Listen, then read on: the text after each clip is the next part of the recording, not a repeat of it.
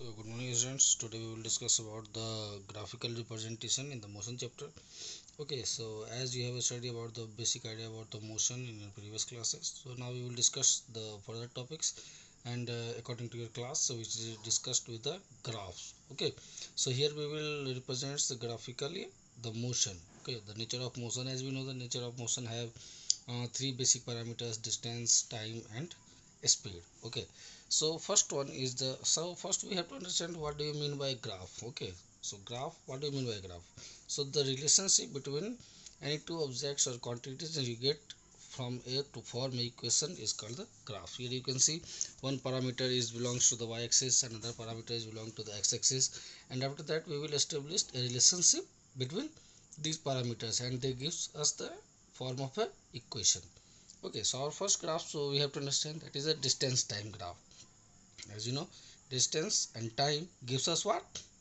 Speed. Very good. So with the help of distance time graph, we will find how to solve the how to find the speed. Okay, with the help of graph, not with the help of diacritic formula, whatever we have not know about the mathematically. Okay, so dt graphs can be employed under various conditions where objects move with uniform speed, non-uniform speed, or that remains constant.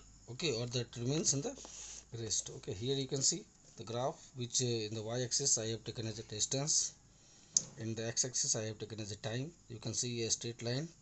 Okay, uniform straight line which is going from here. We have marked, I have marked 2 points A and B. So now, as we know that the distance and time gives us a speed, so with the help of distance time graph, we can find that speed is equal to s2 minus s1.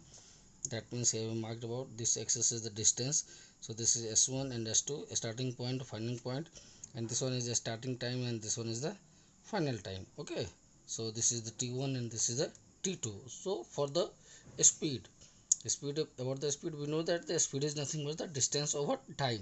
So s2 minus s1 represents about the what? Distance over time. Okay, distance over time. So with the help of this graph we can find distance time graph. With the help of distance time graph we can find the speed as well as velocity.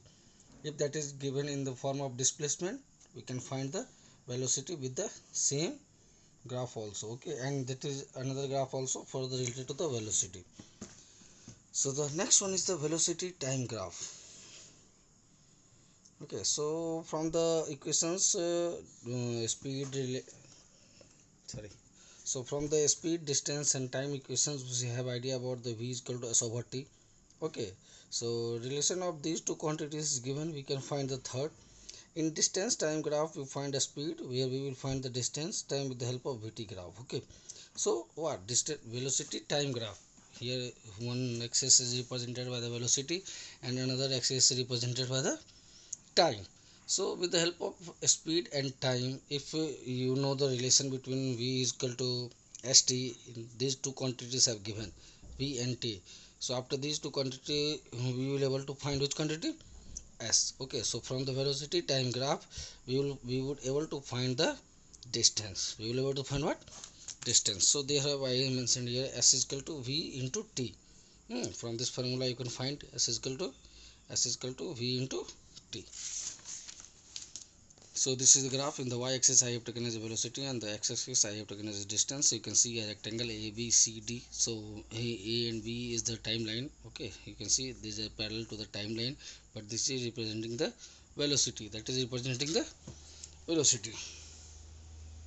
So here we need velocity and velocity cross time. Okay, so velocity cross time or speed cross time will give us what? Distance. Okay, so to find distance we can take y-axis as a length and x-axis as a breadth. This is y-axis and this x-axis. Okay, you can see from mark from the red line.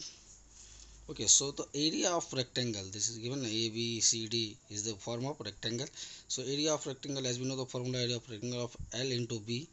So area of rectangle here is nothing but the representing the speed, representing what? Oh sorry, distance, representing distance. So the finding the distance we need velocity and time. Here y-axis is representing the velocity, okay, and x-axis is representing the time. From this graph also we can see AC into CD. Okay, you can see this now. So whenever we solve the area under the graph, in the velocity time graph, that gives us the distance. Okay, now that may be in the various shape. Okay, so you have to just add different areas to find the total distance. Okay, so whatever the distance, that will be under the curve, under the graph, represented by the velocity time graph. Under the curve graph जो भी whatever will be happen inside the graph, that will be shaded line, that will gives the distance. Okay, I hope you have understand this is velocity, time.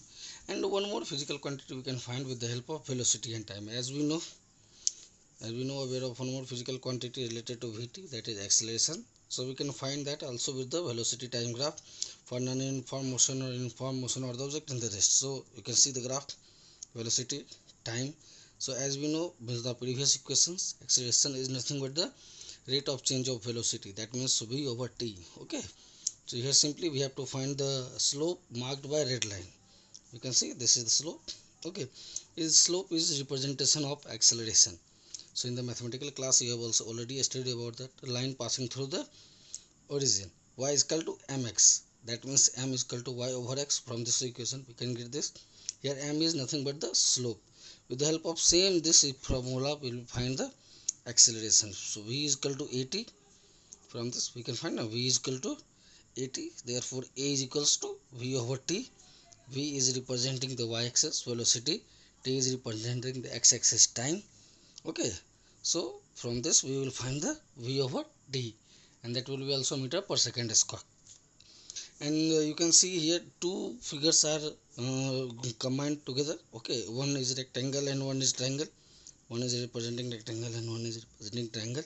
So the total distance will be s is equal to ab into bc, area of rectangle, plus half ad into de, area of triangle. Okay, so I have told you earlier that with the help of velocity time graph we can find acceleration as well as distance. Thank you.